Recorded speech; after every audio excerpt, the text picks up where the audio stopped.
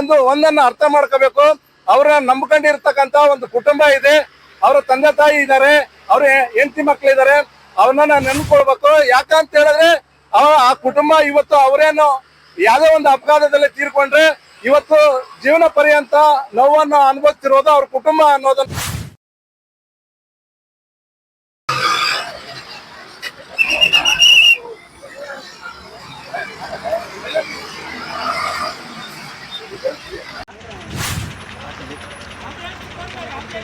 ಯಾರ್ದಾರ mobile online phone ಮಾಡ್ರಿ.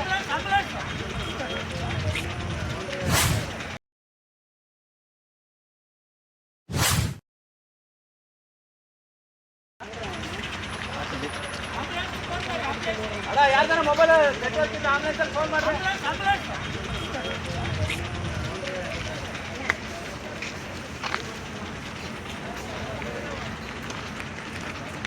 ಹೆಂಗಾಯ್ತಪ್ಪ? ಬಾ ಬಾ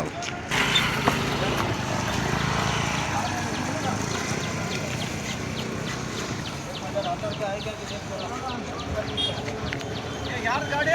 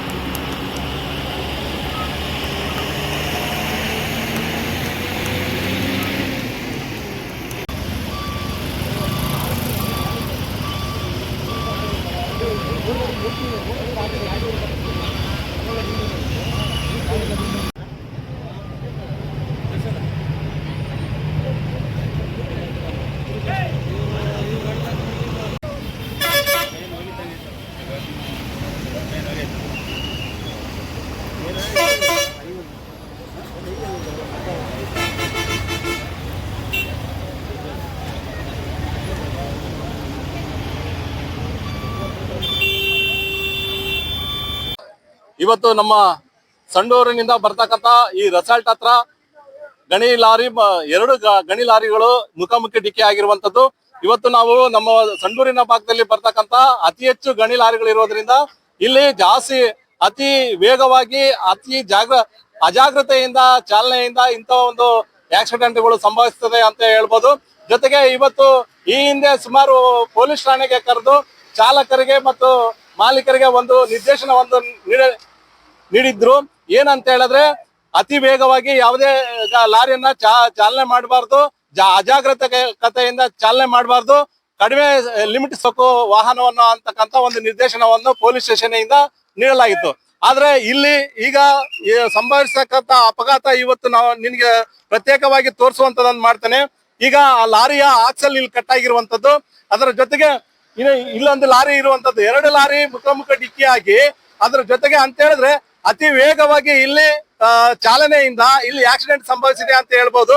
ಜೊತೆಗೆ ಇಲ್ಲಿ ರಸ್ತೆ ಮಾರ್ಗಸೂಚಿಗಳನ್ನ ಪಿಡಬ್ಲ್ಯೂ ಇಲಾಖೆಯವರು ಅತಿ ಇಲ್ಲಿ ಕಾಣಿಸುವಂತೆ ಚಾಲಕರಿಗೆ ಕಾಣಿಸುವಂತೆ ಇಲ್ಲಿ ನಮೂದು ಮಾಡಬೇಕು. ಒಂದು ನಮೂದು ಮಾಡಿದ್ದಾರೆ ಪಿಡಬ್ಲ್ಯೂ ಇಲಾಖೆಯವರು. ಒಂದು ಅಲ್ಲಿದೆ ತಿರುವಿನಲ್ಲಿ. ಯಾಕೆ ಅಂತ ಹೇಳಿದ್ರೆ ಇವತ್ತು ಈ ಕಡೆ ಭಾಗದಲ್ಲಿ ಇರ್ತಕ್ಕಂಥ ಚಾಲಕರಿಗೆ ಅತಿ ಕಡಿಮೆ ತಿರುವಿನಲ್ಲಿ ಕಡಿಮೆ ವೇಗದಲ್ಲಿ ಚಲಿಸಬೇಕು ಅಂತಕ್ಕಂಥದ್ದನ್ನ ಪಿಡಬ್ಲ್ಯೂ ಅಧಿಕಾರಿಗಳು ಹಾಕ್ಬೇಕಾಯ್ತು.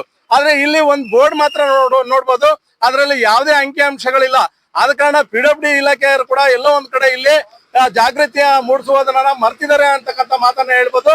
ಆ ಒಂದು ನಿಟ್ಟಿನಲ್ಲಿ ಇವತ್ತು ಈ ಲಾರಿನ ತೋರಿಸ್ತೀನಿ. ಅದ್ರ ಜೊತೆಗೆ ಆ ಕಡೆ ಒಂದು ಲಾರಿ ಇರುವಂತದ್ದು, ಒಂದು ಲಾರಿ ಮೇಲೆ ಒಂದು ಬಿದ್ದು ಇಲ್ಲ ಅಪಘಾತ ಸಂಭವಿಸಿರುವಂತದ್ದು. ಇದ್ರ ಜೊತೆಗೆ ಇಲ್ಲಿ ಇರ್ತಕ್ಕಂಥ ಚಾಲಕರಿಗೆ ಸಣ್ಣ ಪುಟ್ಟ ಗಾಯಗಳಾಗಿದ್ದಾವೆ. ಆದ್ರೆ ಇಂಥ ಆಕ್ಸಿಡೆಂಟ್ಗಳು ಪದೇ ಪದೇ ಮರುಕಳಿಸುವುದು ಬಹಳ ದುರದೃಷ್ಟಕರ.